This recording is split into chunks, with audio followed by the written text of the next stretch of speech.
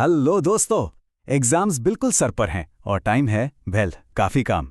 तो चलो फटाफट रिवाइज करते हैं ज्योग्राफी का चैप्टर्स संसाधन और विकास। बस 5 मिनट में पूरा चैप्टर रिवाइज। रेडी हो?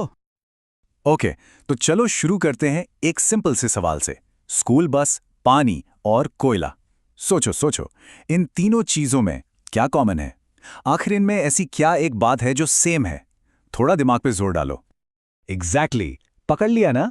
ये सब है संसाधन, सिंपल भाषा में रिसोर्सेज। क्योंकि ये सभी हमारी कोई ना कोई जरूरत, कोई ना कोई नीड पूरी करते हैं, इसीलिए इन्हें कहते हैं संसाधन। तो इस चैप्टर का सबसे बेसिक फंडा यही है। कोई भी चीज, लिटरली कोई भी चीज जो हमारी जरूरतों को पूरा कर दे, आसान कर दे, वो एक संसाधन है। Simple as that. अच्छा, अब एक बात तो साफ है कि सारे संसाधन एक जैसे तो हो नहीं सकते, है ना? इन्हें अलग अलग ग्रुप्स में क्लासिफाई किया जाता है। तो चलो देखते हैं कि ये क्लासिफिकेशन, ये बंटवारा आखिर किस बेसिस पर होता है। तो सबसे पहला क्लासिफिकेशन है उनके ओरिजिन के आधार पर। मतलब वो चीज आई कहां से, उसका सोर्स क्या है।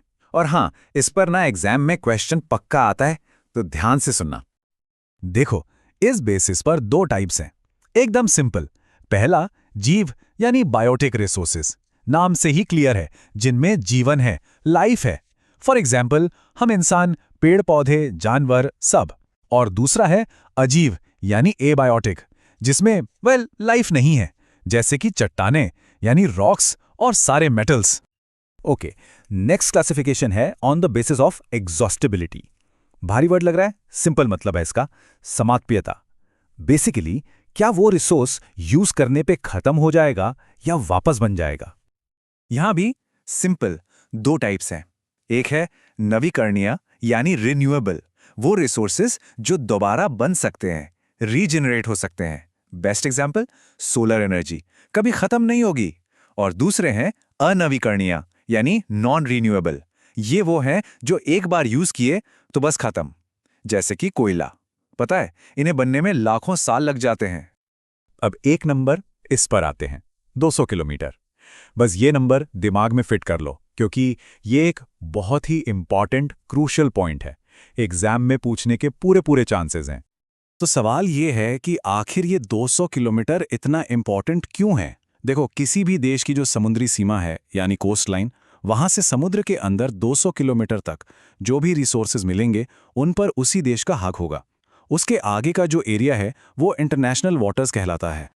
तो अभी तक हमने रिसोर्सेज के बारे में काफी कुछ जान लिया, पर अब बात करते हैं प्रॉब्लम की। जब हम इन्हीं रिसोर्सेज का गलत इस्तेमाल करते हैं, बिना सोचे समझे, तो होता क्या है? सबसे बड़ी प्रॉब्लम है ये अंधाधुंध शोषण, माइंडलेस एक्सप्लॉयटेशन। मतलब बस रिसोर्सेज को यूज करते जाना, ये सोचे बिना कि आगे क्या होगा। और ये एक ऐसी गलती है जिसके रिजल्ट्स बहुत बहुत सीरियस होते हैं। और ये है वो रिजल्ट्स। भूमंडलीय तापन यानी ग्लोबल वार्मिंग, पर्यावरण प्रदूषण यानी एनवायरमेंटल पोल्यूशन, और तो और वो ओजोन लेयर जो हमें सूरज की हार्मफुल रेस से बचाती है, उसमें भी होल हो जाना। ये सब उसी अंधाधुंध इस्तेमाल का नतीजा है। तो जाहिर है, जब प्रॉब्लम इतनी बड़ी हो तो पूरी दुनिया को एक साथ आना ही पड़ेगा, है ना?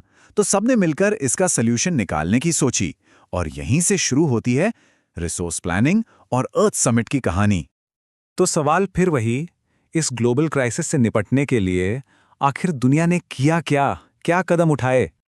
एक साल, बस ये साल याद रखना, 1992। एनवायरनमेंट को बचाने की हिस्ट्री में ये साल एक लैंडमार्क है। क्यों? क्योंकि इस साल कुछ बहुत बड़ा हुआ था।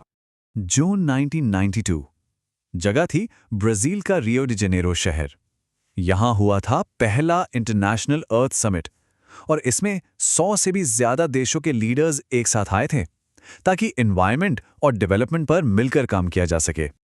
अच्छा, रिसोर्सेज के यूज पर ना महात्मा गांधी ने एक बहुत बहुत गहरी बात कही थी, और वो बात आज भी उतनी ही, इनफैक्ट शायद उससे भी ज्यादा रेलेवेंट है। चलो उनके इस इंपॉर्टेंट मैसेज को समझते हैं। गांधी जी ने कहा था, हमारे पास पेट भरने के लिए बहुत कुछ है, लेकिन पेटी भरने के लिए नहीं। मतलब कितना साफ है ना? इस धरती पर हर इंसान की जरूरत यानी नीड पूरी करने के लिए सब कुछ है, लेकिन किसी एक के भी लालच यानी ग्रीड को पूरा करने के लिए नहीं। तो आखिर में सवाल बस यही है, हमें क्या चुनना है? हमारी जरूरत यानी पेट या हमारा लालच यानी पेटी? इस एक सवाल के जवाब पर हमारा और हमारे इस प्लैनेट का पूरा फ्यूचर डिपेंड करता है। इस पर सोचना जरूर। All the best for your exams.